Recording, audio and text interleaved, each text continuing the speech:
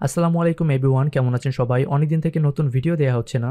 এর মধ্যে ফ্রিপিক তাদের নতুন আপডেট নিয়ে আসছে, যেখানে তারা তাদের পুরো আর্নিং সিস্টেমটাকে একদম সম্পূর্ণভাবে চেঞ্জ করতে যাচ্ছে। মানে এতদিন তারা যেভাবে পে করতো, এখন তারা সম্পূর্ণ নতুন একটা মডেল শেয়ার করে পে করবে কন্ট্রিবিউটরদেরকে।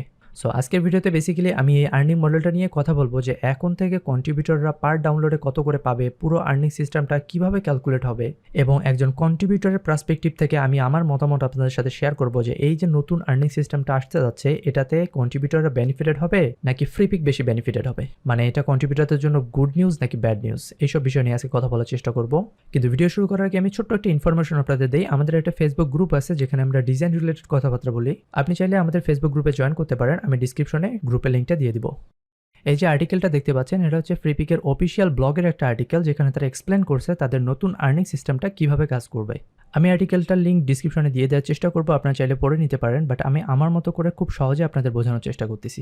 ফ্রিপিক এতদিন একটা ফিক্সড অ্যামাউন্ট শেয়ার করতো তাদের কন্ট্রিবিউটরদের সাথে, যে পার ডাউনলোডে প্রত্যেকটা কন্ট্রিবিউটর এত করে পাবে। সেই প্রথম থেকে তারা এই ফিক্সড মডেলটাই ফলো করে আসতেছিল, যদিও বা তারা প্রথমে যে অ্যামাউন্টটা দিত সেটা কিন্তু কয়েক ধাপে কমানো হয়েছে। রিসেন্ট টাইম, মানে লাস্ট টাইম তারা যে অ্যামাউন্টটা দিত সেটা হচ্ছে 0.6 এবং 0.7 মাঝামাঝি একটা অ্যামাউন্ট। এনিওয়ে, ফ্রিপিক কিন্তু ইউএস ডলারে পে করে না, তারা ইউরোতে পে করে, মানে ইউরোপিয়ান ডলার। ফ্রিপিকের কথা অনুযায়ী নতুন এই আর্নিং সিস্টেমটা সেপ্টেম্বর মাসের 1 তারিখ থেকে কাউন্ট হবে, এবং এই নতুন সিস্টেমটাতে তারা যে মেথডটা ফলো করবে সেটাকে বলে পিপিডি মেথড বা পে পার ডাউনলোড মেথড। আপনারা জানেন ভেক্টিজি যে মার্কেটটা আছে সেটাতে দুইটা আর্নিং মডেল আছে, একটা হচ্ছে ফ্রি আর একটা হচ্ছে প্রো। তাদের যে প্রো আর্নিং মডেলটা আছে সেখানে কিন্তু তারা এই সেম পিপিডি মডেলটা ফলো করেই পে করে কন্ট্রিবিউটরদেরকে। ফ্রিপিকও ফাইনালি এই মডেলটা ফলো করতে যাচ্ছে। মনে করেন একটা ক্লায়েন্ট ফ্রিপিকের প্রিমিয়াম সাবস্ক্রিপশন কিনলো 1 মাসের জন্য 15 ইউরো দিয়ে।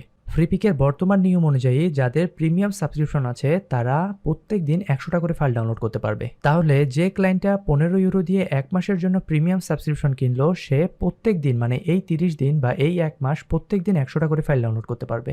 এখন এই যে একটা ক্লায়েন্ট থেকে তারা যে 15 ইউরো পাইলো, সেখান থেকে 50% তারা নিজে নিবে এবং বাকি 50% কন্ট্রিবিউটরদের জন্য বরাদ্দ দিবে। অর্থাৎ একজন ক্লায়েন্ট থেকে কন্ট্রিবিউটর এবং ফ্রিপিক উভয়ে পাবে 7.5 ইউরো।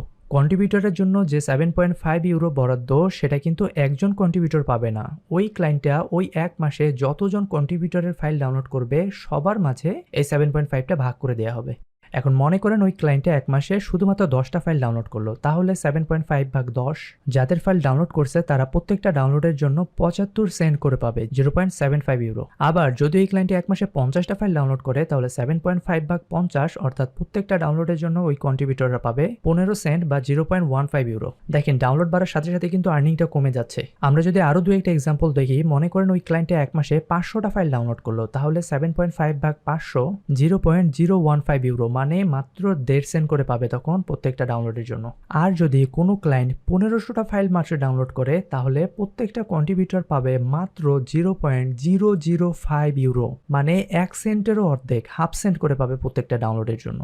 দেখেন, কোন ক্লায়েন্ট কতটা ফাইল ডাউনলোড করবে এটা কিন্তু আমরা কেউ জানি না। যেহেতু সে 100টা করে ফাইল প্রতি মাসে ডাউনলোড করতে পারবে, তার মানে 30 দিনের মাস হলে সে সর্বোচ্চ 3000টা ফাইল ডাউনলোড করতে পারবে। সো যদি কোনো ক্লায়েন্টের 3000টা ফাইল ডাউনলোড করার অ্যাক্সেস থাকে প্রতি মাসে, তাহলে তো আমরা বলতেই পারি যে সে 500, 700, 1000 ফাইল ডাউনলোড করতেই পারে, তাই না? সো একটা ক্লায়েন্ট প্রতি মাসে যত বেশি ডাউনলোড করবে, কন্ট্রিবিউটরদের আর্নিং তত কমতে থাকবে। এখন এখানে আরেকটা বিষয় আপনাদের মাথায় রাখতে হবে, যে বর্তমানে কিন্তু তারা তাদের সাবস্ক্রিপশন বিক্রি করতেছে 15 ইউরো করে প্রতি মাসে। ইন দ্য ফিউচারে কিন্তু এই অ্যামাউন্টটা কম বেশি হইতে পারে, তারা আরো কম দামে সাবস্ক্রিপশন সেল করতে পারে, আবার বেশি দামে সাবস্ক্রিপশন সেল করতে পারে। যে অ্যামাউন্টেই সেল করুক না কেন, সেটার 50% তারা নিবে এবং 50% কন্ট্রিবিউটরদের মাঝে ভাগ করে দিবে। আপনি যদি এটা বুঝতে পারেন যে কিভাবে আর্নিংটা ক্যালকুলেট হচ্ছে, তাহলে তারা যে দামেই সেল করুক না কেন, সেখান থেকে আপনি কত পাবেন পার ডাউনলোডে সেটা আপনি বের করতে পারবেন। এখন আমি যদি আমার মতামত দেই যে এই যে আর্নিং মডেলটা, এটা যদি কার্যকর হয় সেপ্টেম্বর মাসের 1 তারিখ থেকে, তাহলে অবশ্যই এটা কন্ট্রিবিউটরদের জন্য খুব খারাপ একটা নিউজ।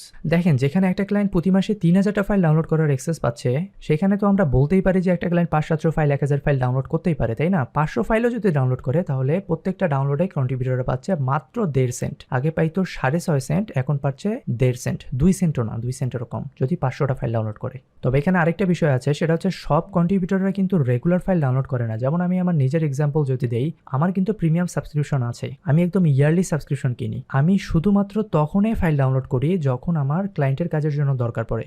এমনও অনেক সময় হয়েছে যে আমি পুরো সপ্তাহে জুড়ে একটা ফাইলও ডাউনলোড করে নেই, ইভেন এক মাসে 5-7টা ফাইল ডাউনলোড করছি, এরকম অনেক হয়েছে। সো এরকম অনেক ক্লায়েন্ট থাকবে যারা হয়তো বা 10টা 20টা 50টা 100টা করে ফাইল ডাউনলোড করবে, তাদের ওখান থেকে আবার কিছুটা আর্নিং রিকভার হবে, বাট ওভারঅল আর্নিং আপনার আগের থেকে কিছুটা কম হইতে পারে, আল্লাহ ভালো জানে, we don't know the future.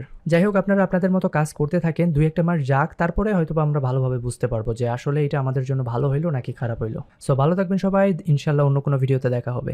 Allah Hafiz.